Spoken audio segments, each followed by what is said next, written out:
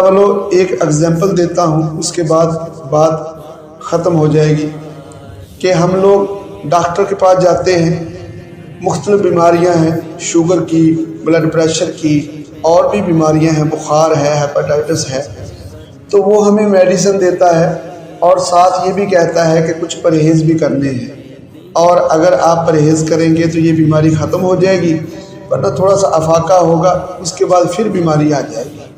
हम लोग मेडिसिन लेते हैं और आ जाते हैं। अगर हम मेडिसिन यूज़ करते हैं और परहेज़ नहीं करते, उनका कहना नहीं मानते, तो क्या हमें आराम आ जाएगा? हमें फिर डॉक्टर के पास जाना पड़ेगा। हम उस डॉक्टर के पास भी जाएंगे और ज़िंदगी भर डॉक्टरों के पास चलते रहेंगे, लेकिन हमें मुस्तकिल तौर पर आराम नहीं आएगा। इसी तरह अल्लाह वालों, अगर हम नमाज़ पढ़ते हैं, कुरान पढ़ते हैं, तो हम छोटी छोटी चीज़ों का ख्याल नहीं रखते। कारोबार करते हैं तो उसमें हल्का फुल्का झूठ बोल लेते हैं। हालांकि हजूर अलैहिस्सलाम का फरमान है कि मजाक में भी झूठ नहीं बोलना चाहिए मोमिन को। तो हम जब झूठ बोलते हैं थोड़ा सा कि कहते हैं कोई बात नहीं, अल्लाह करम करेगा, अल्लाह की रहमत है, कोई बात नहीं, मजबूरी थी, बोल दिया, अब अल्लाह खैर फरमाएगा। खुद ही हिसाब लगाते हैं ना, खुद ही हिसाब है, ये खुद का फार्मूला है कि अल्लाह करम करेगा। किसी जगह पर ये नहीं लिखा कि झूठ बोलेंगे तो फिर भी अल्लाह करम करेगा, ठीक है।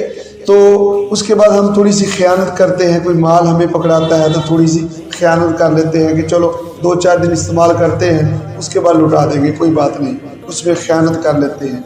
इसी तरह हम देखें तो हम कीना बुग़्ज़, कोई हमसे आगे निकलने की कोशिश करता है या उसके नसीब में होता है कि वो आगे निकलना है या उसको अल्लाह ने इज़्ज़त देनी है, तो हम उससे कीना बुग़्ज़ करते हैं, हसद करते हैं। तो ये छोटी छोटी जो बीमारियां हैं ना, जो इबादत है उसको अफेक्ट करती हैं, उसकी नूरानियत को अफेक्ट करती हैं, उसको ख़राब करती हैं, उसकी जो नूरानियत है वो ख़त्म हो जाती है।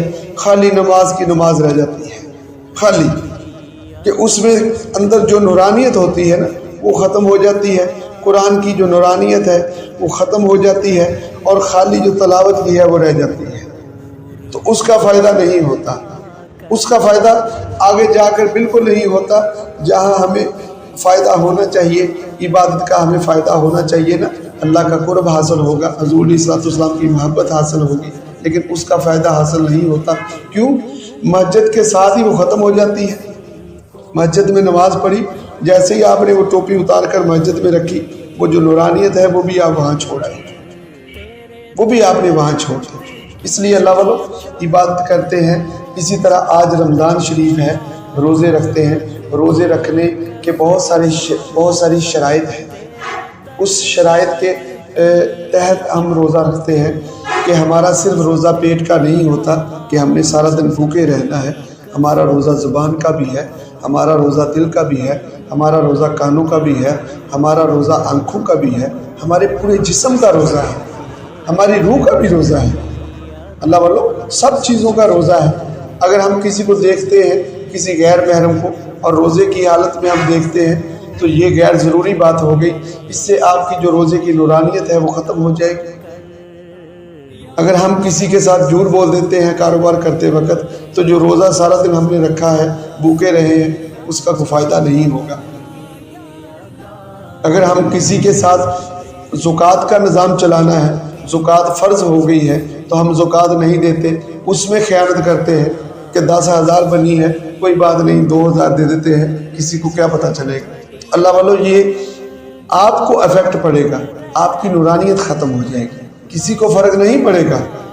अल्लाह के ख़जानों में कभी कमी नहीं आती, अल्लाह के ख़जानों में कोई कमी नहीं। अगर कोई